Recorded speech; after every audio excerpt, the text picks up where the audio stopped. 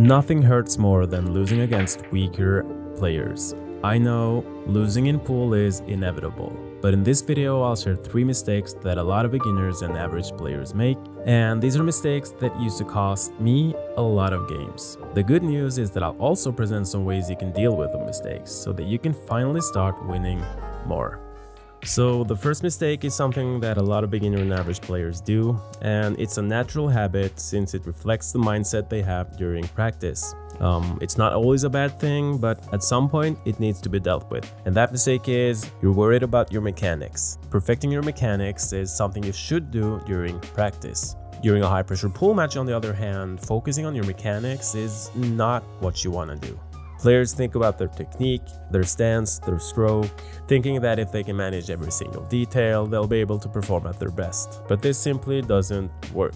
The human body is capable of extreme things. Every day we perform complex and coordinated multi-joint movements without really thinking about all the details. In order to perform at your best during a pool match, you need to be able to trust your body's ability to perform the necessary movements. You need to be able to relax and just let go. And that brings me to the second mistake that's costing you games. You see, when people are very motivated for something, in this case winning a pool match, they actually start to do the opposite of what they really need to do. It wasn't until I started reading about sports psychology that I figured it out. And that mistake is you focus on the result.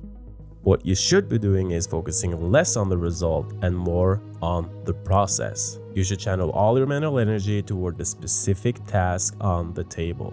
It sort of sounds like a cliche, but you have to be in the present moment. Instead of thinking, if I can get perfect shape on the 9-ball, I can make it and then I'll win the match.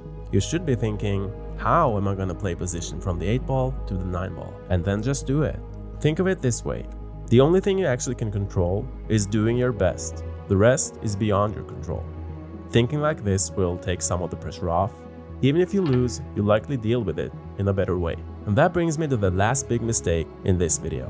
Because if you find yourself losing to weaker players time and time again, then that pattern should ring some alarm bells. And what you're about to hear might be hard to swallow, but it can also be an important reality check. It really was a slap in the face, but for me, realizing the third mistake served as a huge motivation. It actually made me change the way I practice. And now, finally, I'm seeing progress. So with all due respect, maybe you think you're better than you are.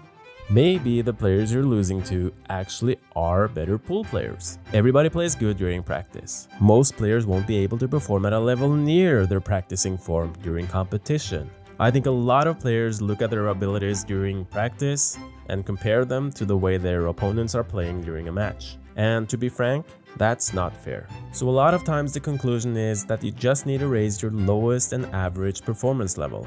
You just need to become a better player, and for a lot of players that means practicing better, not more. If you want to see what I mean, you should really check out my practice routines. In this video, I present not only different exercises, but also a set of rules that'll make your practice a lot more efficient.